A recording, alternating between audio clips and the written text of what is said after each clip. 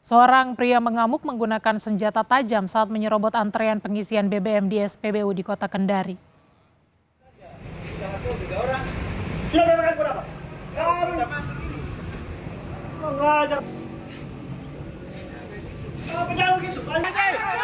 Video amatir merekam saat seorang pria yang membawa senjata tajam mengamuk di sebuah SPBU di Kelurahan Uwawa, Kota Kendari pada Minggu siang. Pelaku tidak terima ditegur oleh pengendara lain karena menyerobot antrean untuk mengisi BBM. Warga yang emosi membuat pelaku kabur melarikan diri. Polisi telah menangkap pelaku.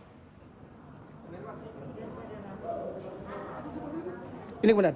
BBM, pelaku ini mengantri. Karena panjangnya antrian, ketidaksabaran itu muncul sehingga emosi. Yang bersangkutan dari mau mengisi Pertamax, dia beralih ke Pertalite. Namun ada komplain dari para konsumen karena tidak mau antri, sehingga terjadi percecokan. Yang bersangkutan mencabut sajam.